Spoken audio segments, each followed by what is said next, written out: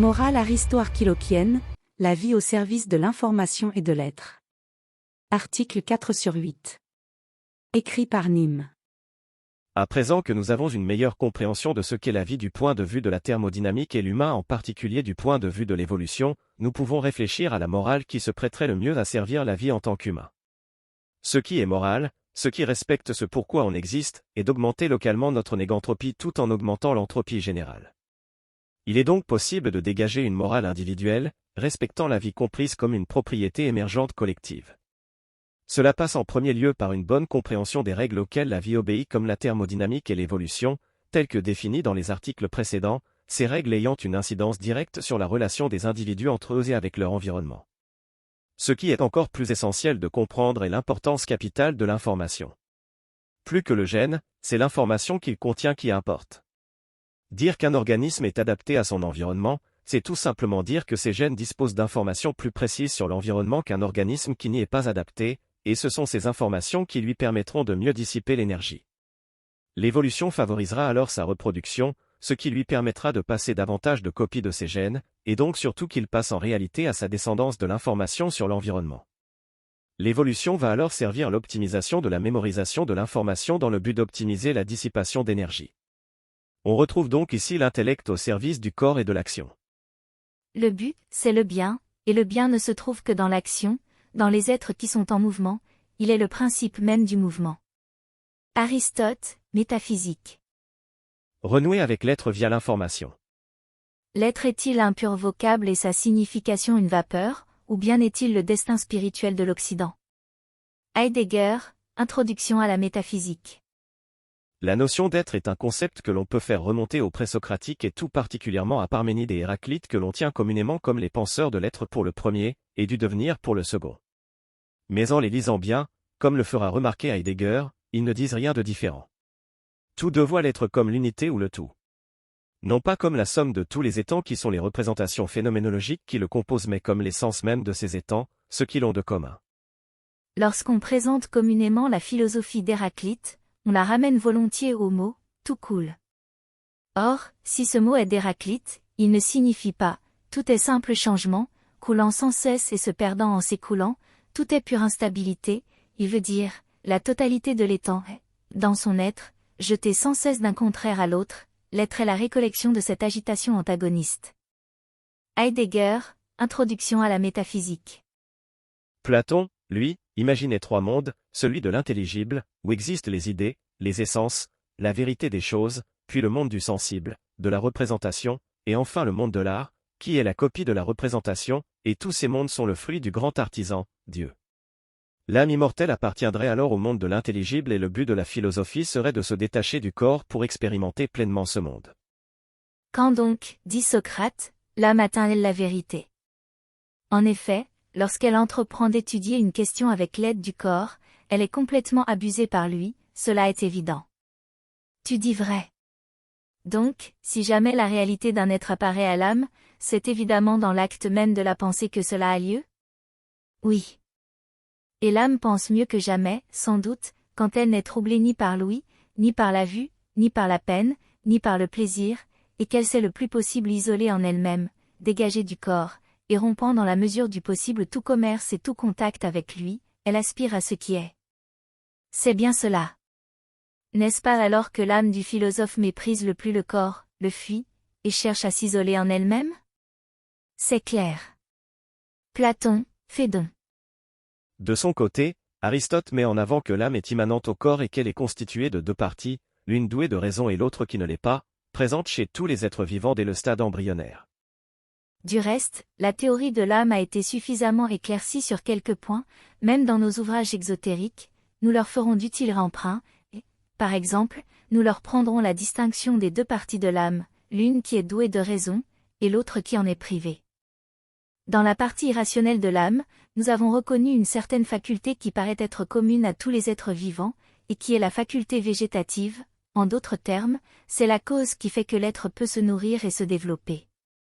On doit reconnaître cette faculté de l'âme dans tous les êtres qui se nourrissent, et jusque dans les germes et les embryons, ainsi qu'on la doit trouver identiquement la même dans les êtres complètement formés, car la raison veut qu'on admette ici l'identité plutôt qu'une différence. Aristote, Éthique à Nicomaque. On pourrait relier cela à la question du problème difficile de la conscience qui sépare les problèmes faciles qui relèvent purement du traitement d'informations orientées vers un but, donc relevant d'une fonction, de celui plus difficile de l'expérience phénoménale qu'on ressent en le faisant, les qualia. Je traiterai cette question dans un autre article, mais ce qui nous importe, c'est ici de comprendre l'importance de l'information. Je crois qu'Aristote a raison et qu'il n'est pas nécessaire d'avoir recours à un arrière-monde comme l'entend Platon. Les idées qu'évoque Platon ne sont que de l'information, des données, des mèmes, que l'on se transmet par la parole ou l'écrit. Mais l'histoire de l'information nous précède et nous survivra. Cette dernière est contenue dans les structures atomiques, dans notre ADN, dans nos réseaux neuronaux mais aussi dans nos ordinateurs et dans la technologie qui suivra et dépassera sûrement l'humain. Platon avait besoin d'avoir recours à l'immortalité de l'âme pour expliquer cette vision de la connaissance. En réalité, ce qui est immortel, c'est l'information. Cela rejoint le concept de gène égoïste de Dawkins qu'il jugera mal nommé et lui préférera finalement le terme de gène immortel. Mais ce qui est immortel dans le gène, c'est l'information qu'il renferme. Le gène n'est lui qu'un support parmi d'autres. Notre cerveau en est un autre, et ce que Platon appelait l'âme n'est en fait que l'information qu'il contient. De ce point de vue-là, l'intuition de Platon n'était pas dénuée de sens. De la même façon, on pourrait voir les deux parties de l'âme d'Aristote comme l'information contenue dans nos gènes et celle contenue dans notre cerveau. Il est donc évident que rien d'universel n'a une existence isolée des êtres particuliers. Toutefois, ceux qui admettent les idées ont raison dans un sens de leur donner une existence indépendante puisque ce sont des substances. Mais dans un autre sens, ils ont tort de faire de l'idée une unité dans la pluralité. La cause de leur erreur, c'est l'impossibilité où ils sont de dire quelle est la nature de ces substances impérissables, qui sont en dehors des substances particulières et sensibles. Aristote, Métaphysique. L'être des étangs ou l'âme, sont des concepts tentant de capturer ce qu'il y a d'immortel au sein des étangs et servant le tout l'être. Que laisserons-nous derrière nous? Nos gènes et nos idées pour les plus chanceux d'entre nous, deux supports de l'information. Ainsi, l'essence est l'information, et le corps, les gènes et nos livrants sont une représentation, mais ils vivent bien dans le même monde matériel. On le dit aujourd'hui, cette substance immortelle c'est l'information. Comme nous l'avons mentionné dans le deuxième article de cette série sur la thermodynamique, il existe un lien étroit entre l'information et l'entropie. Plus on possède d'informations sur un système plus son entropie réduit, le but de l'homme est dès lors d'optimiser la mémorisation d'informations. L'histoire de l'être n'est donc pas une simple vapeur, il est le destin spirituel de l'Occident. Notre morale devra donc s'assurer de servir l'être dans ce qu'il a de biologique et d'intellectuel. Prendre soin de l'être, c'est ordonner l'information. Je ne parle pas d'une information telle qu'une prévision météorologique, un horaire de train ou les nouvelles du jour. J'entends par là l'information telle que l'entendait le physicien Ludwig Boltzmann, une propriété fondamentale du cosmos. Il y tenait tellement qu'il a demandé que la simple formule exprimant sa pensée soit gravée sur sa pierre tombale. James Lovelock, Novacène. L'être est l'intégralité de l'information, l'étang est la matière ordonnée particulière, l'être de l'étang est l'information particulière liée à un étang et le tout est l'unité de l'univers dans son être et ses étangs. L'univers va être traversé par ces deux forces qui vont modeler la matière via l'information que sont la thermodynamique et l'évolution qui vont faire et défaire des étangs générant ainsi de l'entropie, du désordre informationnel, et de la négantropie, de l'ordre informationnel. De même que l'entropie est une mesure de désorganisation, l'information fournie par une série de messages est une mesure d'organisation. En fait, il est possible d'interpréter l'information fournie par un message comme étant essentiellement la valeur négative de son entropie, et le logarithme négatif de sa probabilité. C'est-à-dire, plus le message est probable, moins il fournit d'informations. Les clichés ou les lieux communs, par exemple, éclairent moins que les grands poèmes. Norbert Wiener, Cybernétique et société. L'impossibilité de la morale chrétienne. Comme Nietzsche aimait à le dire, le christianisme est un platonisme des pauvres. Il en partage les scories comme le jugement des âmes et l'arrière-monde, mais sa morale même pose un problème. Il convient de la rejeter. Pourquoi est-ce nécessaire? Non pas parce que ce serait une morale de faible, mais parce que, comme le remarque Pierre Manant s'appuyant sur Machiavel, jamais personne ne l'a accompli car elle demande d'aller précisément à l'encontre de ce qui est bon pour nous, et ne peut donc s'accommoder avec le principe de l'évolution. Il y a un tel écart entre la façon dont on vit et celle dont on devrait vivre, que celui qui délaisse ce qui se fait pour ce qui devrait se faire apprend plutôt à se perdre qu'à se sauver. Machiavel, Le Prince. Or le plus grand écart entre parole et action est introduit par la parole chrétienne qui demande aux hommes d'aimer ce qu'ils haïssent naturellement, leurs ennemis, et de haïr ce qu'ils aiment naturellement, eux-mêmes. Pierre Manant, Les métamorphoses de la cité. Elle donne toute l'importance à l'intellect et dévalorise le corps. Elle fait des prêtres des entités dévouées au même et rejetant le gène en refusant de se reproduire via le célibat imposé. Mais il serait faux d'attribuer la paternité d'une telle pensée au christianisme.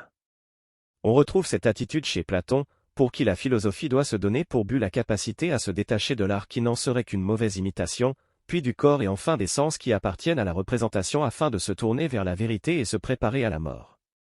Jésus n'a certes pas directement été en contact avec la philosophie grecque à ma connaissance. Cependant, il y avait au sein de la communauté juive des penseurs comme Philon qui étaient de 20 ans les aînés du Christ et qui ont développé une pensée très largement influencée par Platon. Il est donc possible que Jésus fût entré indirectement en contact de ces idées qui constituaient une partie du zeitgeist de l'époque. En dévaluant le corps, elle rend sale sexe, désir et libido, qui est pourtant une des forces motrices d'un être humain, soit une des raisons qui va le pousser à dissiper l'énergie et se reproduire, si toutefois il y parvient efficacement. On pourrait dire qu'avant eux, Hésiode avait entrevu cette vérité. Hésiode ou quiconque a mis dans les êtres comme principe l'amour ou le désir, par exemple Parménide. Celui-ci dit en effet dans sa théorie de la formation de l'univers, il fit l'amour le premier de tous les dieux. Hésiode dit de son côté, avant toute chose était le chaos, ensuite la terre au vaste sein, puis l'amour, le plus beau de tous les immortels. Comme s'ils avaient reconnu la nécessité d'une cause dans les êtres capables de donner le mouvement et le lien aux choses. Aristote, Métaphysique. Mais le désir, de façon plus générale, va s'appliquer sur tous les aspects de notre vie. René Girard proposera sa théorie, sans valeur scientifique, du désir mimétique qui voudrait qu'on ne désire jamais que ce que les autres désirent. Les sociétés humaines se comporteraient comme des domaines d'easing où notre désir imiterait le désir de l'autre, donc le désir lui-même serait plus important que l'objet du désir, et de là naîtrait la violence. Toute personne ayant observé des enfants se disputant un jouet comprendra la logique. Enfant 1 veut le jouet dès lors que enfant 2 émet la volonté de l'acquérir. Ce qui compte, c'est le désir lui-même et pas l'objet de ce désir. La réaction d'enfant 1 aurait été la même avec un jouet différent. Le fait d'imiter est inhérent à la nature humaine dès l'enfance, et ce qui fait différer l'homme d'avec les autres animaux, c'est qu'il en est le plus enclin à l'imitation. Les premières connaissances qu'il acquiert, il les doit à l'imitation, et tout le monde goûte les imitations. Aristote, Poétique. Mais est-ce que le désir est uniquement lié à la possession ? Deleuze, entre deux idées farfelues, nous aura quand même laissé un legs précieux qui est l'idée que le désir est avant tout lié à la production et non à la consommation, la possession. Je pense qu'il a eu ici une bonne intuition. Posséder, ce n'est jamais qu'acquérir de l'information et la stocker, mais le vrai but de la vie reste de dissiper l'énergie via le travail mécanique, donc, dans l'activité productive. C'est ce que beaucoup de gens, souvent de gauche, ne comprennent pas lorsqu'ils parlent des riches et imaginent que ces gens sont mus par le désir de posséder plus. Ils inversent ici la chaîne causale. Les gens très riches sont mus par le désir de produire et la compensation financière n'est qu'une conséquence bienvenue de ce désir matérialisé dans l'activité productive. L'argent est pour eux un moyen qui va nourrir leur désir de production. Rares sont les gens qui parviennent à devenir riches simplement parce qu'ils le désirent. Mais qui dit production dit coopération et compétition. Ainsi ce désir de production ne s'effectue pas sans violence, même symbolique. Le christianisme souhaitera ainsi arrêter la violence en tuant la cause de la violence à la racine, le désir, ce qui est hautement anthropique d'un point de vue individuel, donc malsain. Tel le docteur Faust, on va désirer la connaissance, les biens matériels, les expériences, les personnes, tout cela dans le but de créer et augmenter notre négantropie personnelle, mais peut-être que canaliser ce trait a permis d'augmenter la négantropie de la société elle-même en la pacifiant davantage. Ce qu'il convient est de canaliser ces désirs afin qu'ils ne soient pas une source de désordre dans nos pensées et de ressentiment envers les autres, ceux qui parviennent à mieux réaliser leurs désirs. Mais le désir en soi est sain. Impasse de la morale nietzschéenne. Nietzsche reproche au christianisme, qu'il voyait comme un platonisme pour le peuple, et aux philosophes, à l'exception d'Héraclite, de donner la primauté à l'âme et de dévaloriser le corps. Il rejette la conception de l'être, de l'existence d'une essence, qu'il oppose à tort au devenir, et rompt avec la dichotomie corps et esprit pour voir l'âme comme une simple partie du corps. Mais celui qui est éveillé et conscient dit, « Je suis corps tout entier et rien autre chose, l'âme n'est qu'un mot pour une parcelle du corps. » Le corps est un grand système de raison, une multiplicité avec un seul sens, une guerre et une paix, un troupeau et un berger. Instrument de ton corps, telle est aussi ta petite raison que tu appelles esprit, mon frère, petit instrument et petit jouet de ta grande raison. Tu dis, moi, et tu es fier de ce mot. Mais ce qui est plus grand, c'est ce à quoi tu ne veux pas croire ton corps et son grand système de raison. Il ne dit pas moi, mais il est moi. Nietzsche, ainsi parlait Zarathustra. Il y a plus de raison dans ton corps que dans ta meilleure sagesse, disait Nietzsche. Si le christianisme a manifestement accordé trop d'importance au même et délaissé le même jusqu'à punir le corps coupable, Nietzsche tombe lui dans l'excès inverse en choisissant de donner plus d'importance au corps qu'à l'intellect, au sens qui vont nous fournir des informations cruciales sur notre environnement et qui sont directement liées au gène plutôt qu'à la raison. Les sens ne mentent pas du tout. C'est ce que nous faisons de leur témoignage qui y introduit le mensonge de l'unité, le mensonge de l'objectivité, de la substance, de la durée. C'est la raison qui est cause de ce que nous falsifions le témoignage des sens. Tant que les sens montrent le devenir, l'impermanence, le changement, ils ne mentent pas. Nietzsche, Crépuscule des idoles. Son type d'homme idéal est un tyran qui se laisse porter par sa volonté de puissance guidée par son corps et entraîne tous les autres dans ses passions érotiques. Cela le conduit à questionner si Dieu est une erreur de l'homme ou l'homme une erreur de Dieu. Le cerveau hypertrophié l'empêcherait d'accomplir le rôle qu'il a à jouer dans l'univers en se retournant contre la volonté de puissance. Je ne suis pas d'accord avec cela pour la simple et bonne raison que si c'est l'information qui prime, alors l'intellect, ou la raison, est nécessairement supérieur au corps car il permet une manipulation de l'information plus efficace. L'évolution génétique est un processus lent alors que l'évolution mémétique se veut plus rapide et plus efficace pour s'adapter à un environnement qui change continuellement sous l'action de l'homme. Pire encore, notre environnement changeant de plus en plus drastiquement et rapidement sous l'impact de nos actions, les gènes pourraient être à la traîne et contenir une information qui n'est pas des plus optimisées. C'est ce que mettent en avant les scientifiques se penchant sur le domaine de la psychologie évolutionnaire quand ils disent que nous avons hérité de gènes du Pléistocène qui peuvent parfois s'avérer être plus un fardeau qu'une chance. Le corps ne serait pas toujours le meilleur conseiller mais l'intellect est cependant au service de l'action via le corps qu'il met en mouvement. Il nous faut accepter l'imperfection du corps et de nos idées, comprendre qu'être vertueux est impossible et qu'on ne peut jamais tenter que de devenir vertueux. Et cela pourrait expliquer en partie pourquoi le christianisme a duré si longtemps. Son altruisme pathologique a peut-être permis de favoriser la coopération entre les individus éloignés génétiquement, permettant ainsi une plus grande optimisation de la dissipation d'énergie. Nietzsche avait également savamment inventé le concept de l'éternel retour pour donner envie de toujours se dépasser, vivre pleinement, comme si nous étions condamnés à revivre cette vie à l'infini. Noble intention, concept fumeux. En prenant conscience que ce qui compte est l'information, nous devons prendre conscience que ce que nous léguons est capital. Cela est d'autant plus palpable aujourd'hui que nous vivons dans un monde d'information dans lequel il est difficile de trouver le droit à l'oubli. Chacun de nos actes est l'objet d'une donnée conservée quelque part que ce soit une photo, un tweet, un email, un SMS, etc. Ces données sont notre legs pour les générations futures. Nous devons vivre pleinement et s'assurer que nous offrons des informations nobles aux futures générations. Vos petits-enfants vous regardent. Avoir les idées claires, développer une bonne expression, bien présentée, c'est prendre soin de l'information que nous leur transmettons. Ainsi, comme Nietzsche le propose, il faut faire de sa vie une œuvre d'art car que se trouve-t-il après la mort? Notre œuvre et notre descendance, deux faces d'une même pièce, celle de l'information. Sachons nous montrer à la hauteur mais acceptons l'imperfection de l'humain. Imaginez qu'un implant cérébral enregistre toute votre vie de la naissance à la mort et que vos descendants puissent la revivre ou du moins la visionner.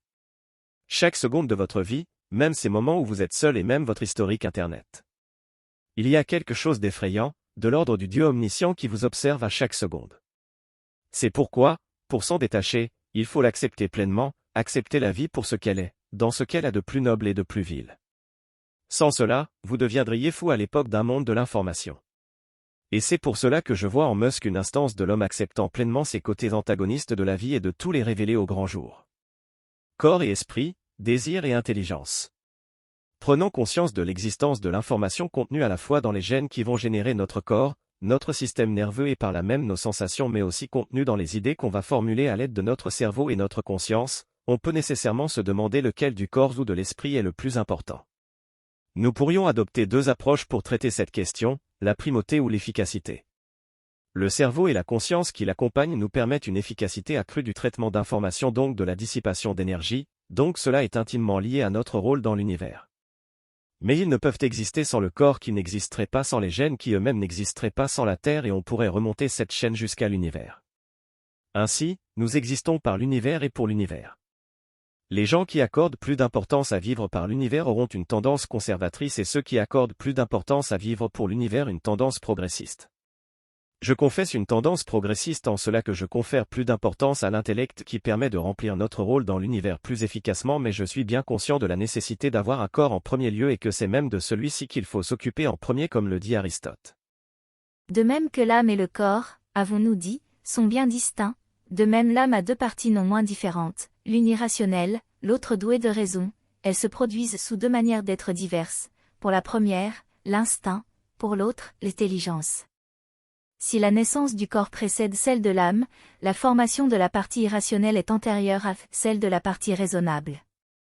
Il est bien facile de s'en convaincre, la colère, la volonté, le désir se manifestent chez les enfants aussitôt après leur naissance, le raisonnement, l'intelligence ne se montrent, dans l'ordre naturel des choses, que beaucoup plus tard.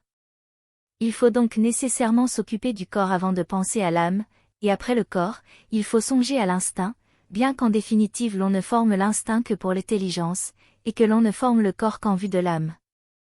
Aristote, la politique. Mais alors qu'est-ce qui contrôle ces forces de la thermodynamique et l'évolution par lesquelles vont être manipulées les informations et la matière?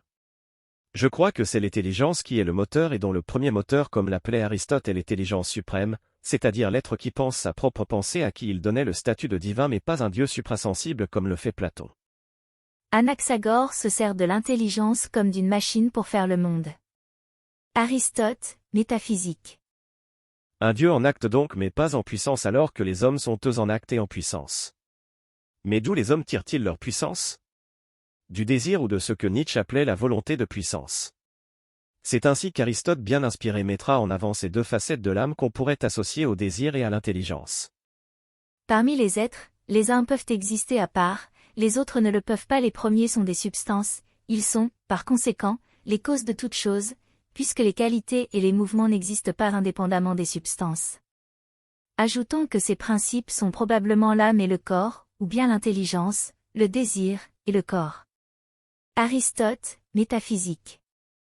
En reprenant les 4 causes aristotéliciennes, on pourrait voir l'humain ainsi. La cause efficiente, le principe, le mouvement est guidé par le désir et l'intellect, la cause matérielle, de quoi nous sommes faits, repose sur ces différentes parties qui le composent à commencer par l'ADN et ses gènes, la cause formelle, sa forme et comment elle est faite, et l'humain dans son entièreté, corps et âme, qui ne sont qu'un en réalité et la cause finale, son but, et la mémorisation et le traitement d'informations afin d'augmenter sa négantropie dans le but de dissiper l'énergie. L'objectivisme comme base de notre morale. Notre morale devra nécessairement respecter le corps et l'esprit, le gène est le même, mais comprendre que le gène est au service du même et qu'il pourrait être parfois imparfait et appelé à être dépassé un jour. Et on comprend pourquoi Ayn Rand avait tant de sympathie pour Aristote qui réconcilie le corps et l'esprit et se montre extrêmement rationnel là où Platon apparaît souvent comme un mystique qui n'a que mépris pour l'art et les poètes. L'Occident doit beaucoup à Aristote qui a corrigé les errements de Platon. Une bonne base pour penser notre morale sera alors, je pense, celle de l'objectivisme d'Ayn Rand qui réconcilie le corps et l'esprit et fait de l'intellect l'outil de la volonté de puissance s'exprimant dans la technique, l'action. Comme Aristote, elle soutient que l'intention morale de l'existence est la poursuite du bonheur. Ce dernier est perçu chez Rand comme l'égoïsme rationnel, et il passe par l'accomplissement productif. Ma philosophie, par essence, est le concept de l'homme en tant qu'être héroïque, avec son propre bonheur comme objectif moral de sa vie, avec l'accomplissement productif comme sa plus noble activité, et la raison son seul absolu. Ayn Rand. Elle pointe assez bien ce qui constitue les modalités de la vie bonne et morale à mon sens. Certaines actions sont plus nobles que d'autres et, par exemple, le chômage comme le vol sont totalement immoraux puisqu'ils rétribuent des individus tirant parti du travail des autres. Travailler dur pour créer des choses qui vont être utiles aux autres est moralement bon puisque, ce faisant, vous allez vous accomplir personnellement, dissiper de l'énergie et votre production aidera sûrement d'autres personnes à dissiper de l'énergie. Travailler à votre accomplissement productif est la chose la plus noble que vous puissiez faire. La morale d'Ayn Rand est une célébration de soi. Cette dernière est nécessaire afin de chercher ce qui est le meilleur pour nous, cela nous conduira naturellement à chercher à dissiper l'énergie et à passer nos gènes. Ainsi, elle respecte entièrement la sélection individuelle.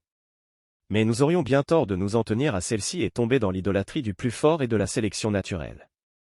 Notre morale doit reposer sur une célébration de soi et de tous les aspects de la vie qui nous sont offerts à l'expérience par nos sens, notre intellect et notre raison et dont la finalité la plus noble sera l'action productive.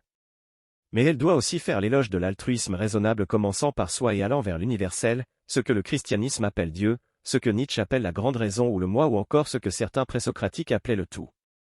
Elle fera alors la part belle à l'action humaine s'exprimant dans la technique perçue comme une façon de traiter l'information et la convertir en travail intellectuel et mécanique.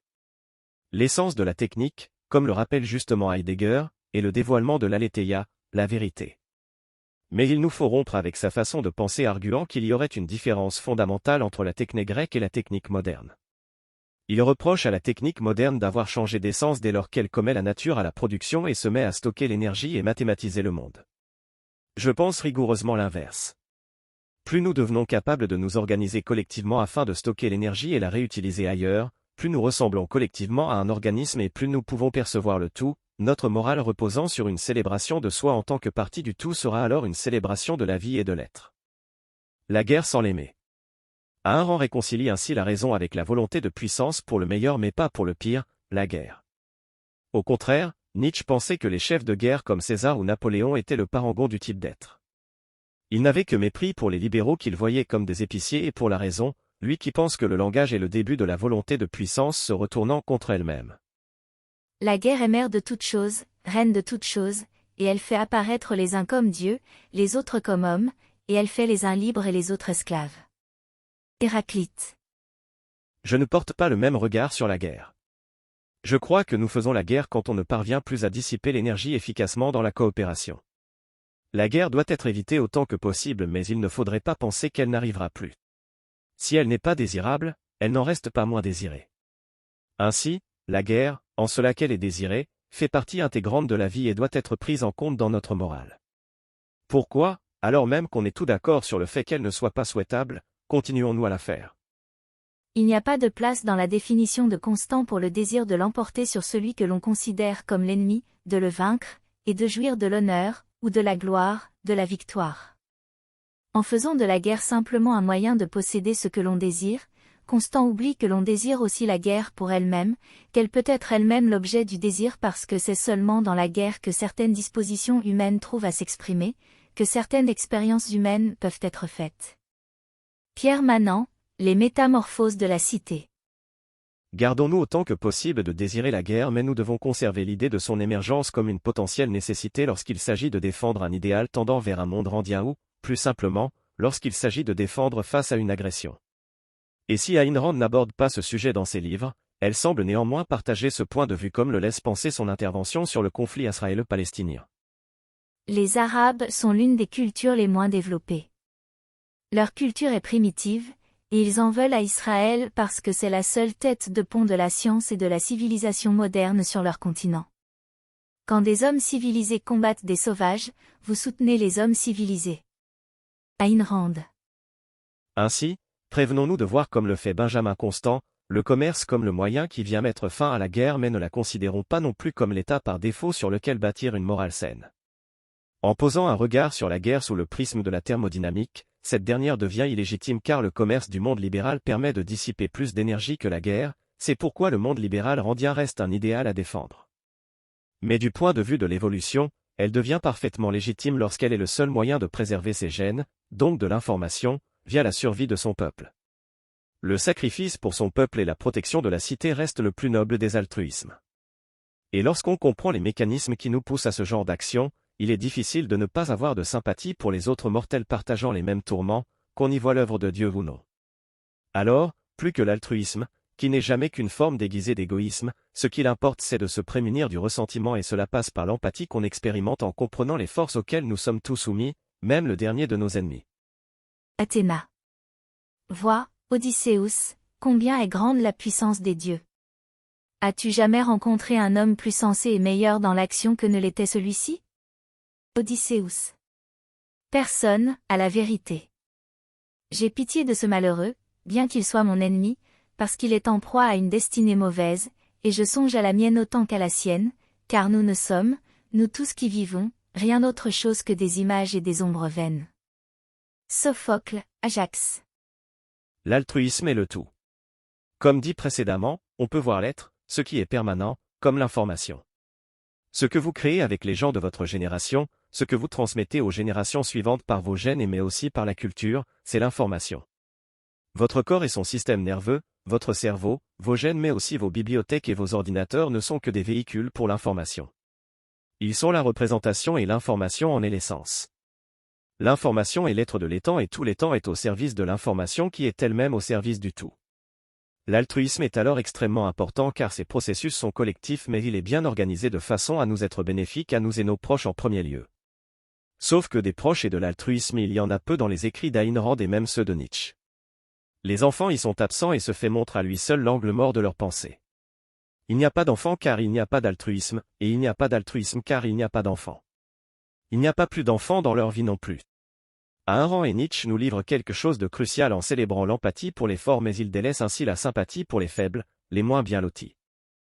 Tous les systèmes vivants libres sont des systèmes autopoïétiques, collectivement autocatalytiques.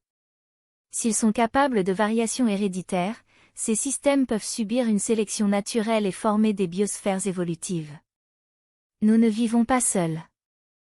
Nous créons notre monde vivant ensemble. Aucun individu ne vit seul.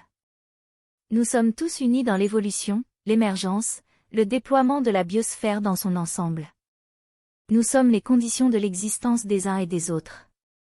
Stuart Kauffman, A World Beyond Physics. Un autre auteur, lecteur de Nietzsche, peut nous venir en aide pour pallier ce manquement, Antoine de Saint-Exupéry dont on pourrait résumer la morale par « chacun est responsable de tous ». Je n'aime pas particulièrement cette formulation car je ne crois pas que nous ayons un devoir moral d'être responsable des autres. Je lui préférerais la formule « chacun responsable du tout ». Mais au-delà de la formule, ce que Saint-Ex veut nous enseigner ici est que le plus important demeure les liens que l'on crée et sur lesquels repose la civilisation. C'est le sens de la morale de son livre Le Petit Prince qu'il résume dans la bouche du renard en ces termes, on ne voit bien qu'avec le cœur, l'essentiel est invisible pour les yeux. Ce qui vaut, c'est un certain arrangement des choses. La civilisation est un bien invisible puisqu'elle porte non sur les choses, mais sur les invisibles liens qui les nouent l'une à l'autre, ainsi et non autrement. Saint-Exupéry, Lettre au général X. Contrairement à Nietzsche qui célèbre la guerre comme le lieu où le plus haut type d'homme peut exprimer pleinement sa volonté de puissance, Saint-Ex ne la voit que comme un devoir nécessaire à la préservation de ces arrangements particuliers des choses. S'il fait explicitement référence à la civilisation, on peut voir ces arrangements particuliers, de façon plus globale, comme l'ensemble des liens inhérents à la vie humaine comme le couple, la famille, la cité et la nation et ainsi de suite. Ainsi, ceux qui font la guerre doivent être conscients de l'idéal qu'ils protègent et ceux qui ne la font pas doivent être conscients de ce qu'ils doivent à ceux qui la font pour eux, pour leur permettre de maintenir leur mode de vie. Les deux doivent se montrer héroïques dans les domaines où leurs compétences s'expriment le mieux, l'idéal étant d'exceller dans les deux. Mais là encore, comment se forment ces liens? Ils reposent sur l'information. En partie sur l'information contenue directement dans nos gènes qui vont donner la famille et la famille des familles qu'est la nation mais aussi sur les informations qu'on partage, la culture, la civilisation que l'on a en commun et dont on est conscient collectivement. Comme l'être, ces liens invisibles proviennent de l'information. Une personne abandonnée à la naissance ignorant qui est sa mère verra du jour au lendemain une inconnue totalement différemment dès lors qu'il lui sera donné l'information que cette personne est sa mère biologique. Une information peut radicalement changer notre rapport au monde et à l'autre, et la quantité d'informations que l'on échange avec des personnes va solidifier ces liens invisibles. La solidité des liens avec les autres étangs qui nous entourent sera proportionnelle à la quantité d'informations que l'on partage avec eux. Et c'est pourquoi Aristote rendra un hommage à l'amitié héroïque comme quelque chose d'intimement lié à la vertu dans le seul poème qu'on connaît de lui qu'il écrivit pour l'éloge funèbre d'Hermia, élève et ami du philosophe tué par les Perses. Difficile vertu qui nous coûte si cher, ô le plus bel objet qu'en ce monde de chair on puisse atteindre et conquérir. Pour toi lutter, souffrir, mourir, vierge, est pour un grec un beau sort. Ni l'orgueil familial, ni le repos, ni l'or ne valent les maux que tu coûtes. Castor, Pollux, Hercule ont pour toi sur de dures routes marché, Achille, Ajax sont descendus jusqu'au enfer, pour toi, et c'est pour toi qu'après les maux soufferts, Hermia d'Atarnée est allée chez les ombres. Ô Muse, ô mémoire, honorez-le parmi ceux que Zeus favorise et défend jusqu'au fond des royaumes sombres, lui, le dieu qui bénit tout hôte et qui chérit tout ami. Aristote, Ode à la vertu. Partager de l'information c'est travailler à solidifier ces liens, ce sont les efforts pour apprivoiser le renard dont Saint-Exupéry parle dans Le Petit Prince. Il faudra que le Petit Prince échange une certaine quantité d'informations et de façon prolongée avec le renard pour que ce dernier se laisse apprivoiser et devienne son ami. La qualité de l'information sera aussi éminemment importante. On se sent proche des gens qui partagent nos gènes car ils partagent avec nous une information rare. L'amour d'une mère pour ses enfants est inconditionnel car il repose sur les gènes, une information qu'on ne peut changer. Mais il en va de même pour les mêmes. Plus nous partageons des messages rares avec une personne, plus les liens seront solides. Si vous dites « je t'aime » à des milliers de personnes, alors la valeur individuelle de chaque instance de ce message diminuera et affaiblira les liens que vous entretenez avec les personnes le recevant. Parfois, ce que l'on ne dit pas est plus important que ce que l'on dit. Individuation, identité et esthétique.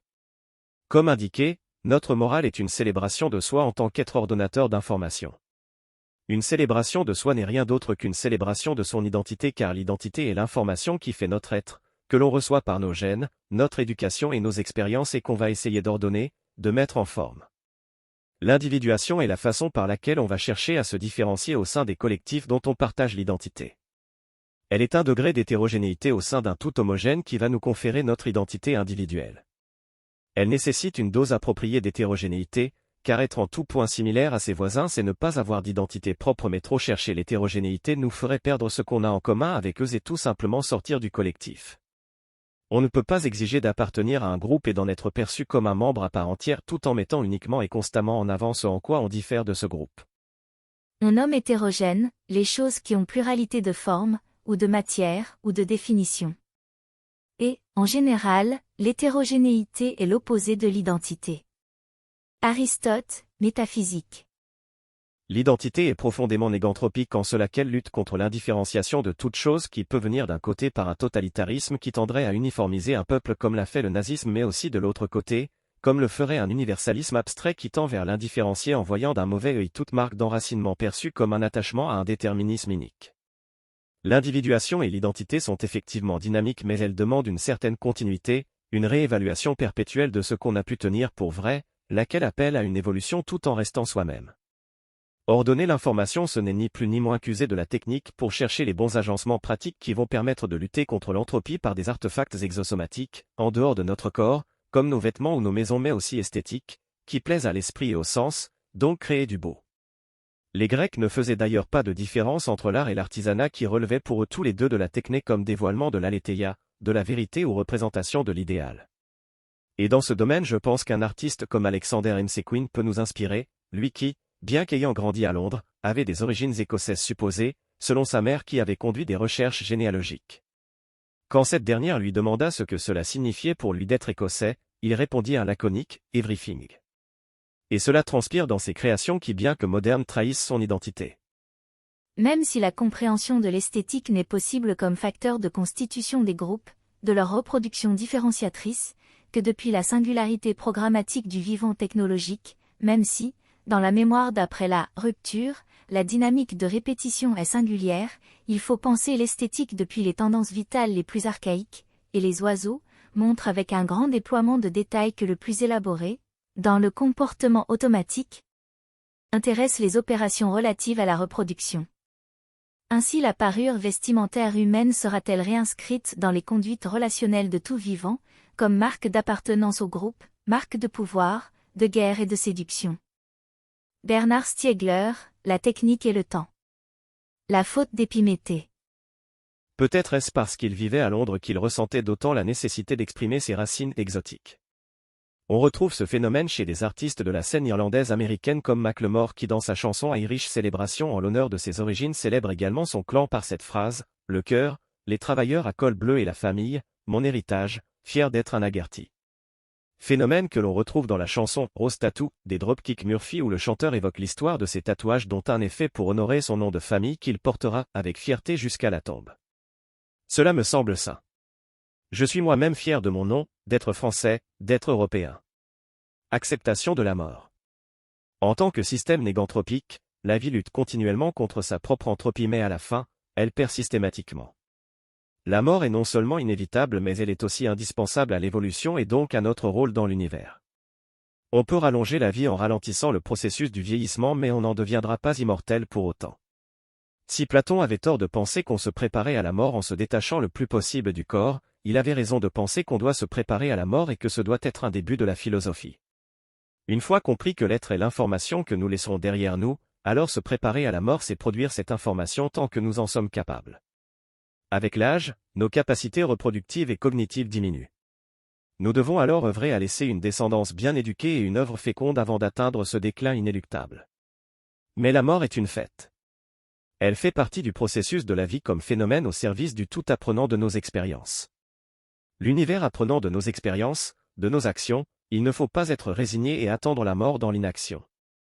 Ainsi donc, l'homme qu'on peut appeler vraiment courageux est celui qui reste sans crainte devant une belle mort, devant les périls qui peuvent à chaque instant l'apporter avec eux, et ces périls sont surtout ceux de la guerre. Aristote, Éthique à Nicomaque. Il faut célébrer les gens vivant pleinement et acceptant le risque de la mort, les pionniers. Les pionniers sont ces malheureux qui mangent une bête inconnue et décèdent sur le champ, non sans laisser une information capitale à la tribu. Ils sont aussi ces aviateurs de l'aéropostale, comme les Saint-Exupéry, Guillaumet et Mermoz, dont aucun n'a fait de vieux os, mais dont on se souvient encore des noms car ils ont contribué plus qu'aucun à leur époque à servir l'être, l'information.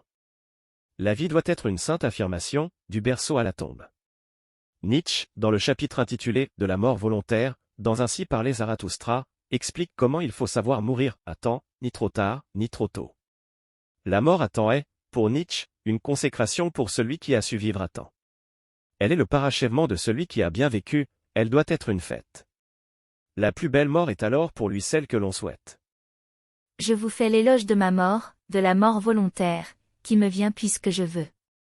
C'est ainsi que je veux mourir moi-même, afin que vous aimiez davantage la terre à cause de moi, ô mes amis, et je veux revenir à la terre pour que je retrouve mon repos en celle qui m'a engendré. Nietzsche, Ainsi parlait Zarathustra. Morale aristo-archilochienne.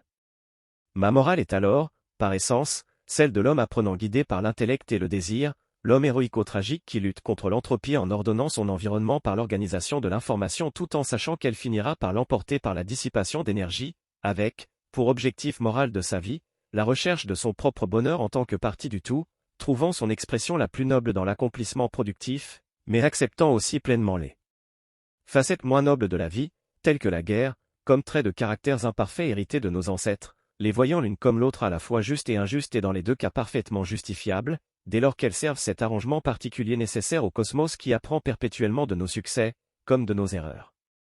Ainsi, les humains les plus moraux sont les créateurs qui vont créer l'ordre. Ce sont les bâtisseurs, les chefs d'industrie, les grands chefs d'État mais aussi les artistes, et dans une autre mesure, les chefs de guerre. La morale que je défends se veut archilochienne et aristotélicienne en célébrant pleinement le désir et l'intellect. Ils incarnent à eux deux l'idéal classique que Marguerite Yourcenar décrira comme la sérénité subsistant sous-jacente aux affres et aux vicissitudes humaines ou dans des termes édécgoriens la récollection par l'être de l'agitation antagoniste de l'étang constamment jeté d'un contraire à l'autre. Cette morale accepte toutes les facettes de la vie dans ce qu'elle a de plus beau, de plus noble mais aussi de plus dur et de plus troublant, car dans chacune de ces facettes, elle perçoit toujours l'essence qui se cache derrière et qui apprend de nos succès comme de nos erreurs. Archiloque peut célébrer le devoir de la défense de sa cité dans un poème, la beauté d'une jeune fille dans un autre, puis accorder quelques vers à une simple érection ou une fellation dans un poème suivant, célébrant ainsi les aspects les plus sacrés, les plus nobles comme les plus futiles et bas de l'existence. Aristote célèbre lui la raison et l'intellect et voit l'intelligence suprême comme le premier moteur du cosmos. De ce type d'homme, incarnant au mieux cette morale, nous en avons un exemple contemporain incarné par Elon Musk. De la même façon, Musk peut s'inquiéter de la chute de la natalité, déployer Starlink pour défendre l'Ukraine et partager avec nous l'information capitale de son dépôt d'amis à la piscine qui, pour ceux ne comprenant pas la métaphore, est une façon de nous dire qu'il est en train de déféquer. Cet audio vous a plu ? Abonnez-vous à notre chaîne afin de recevoir tout notre contenu et soutenez-nous sur Tipeee, le lien est dans la description.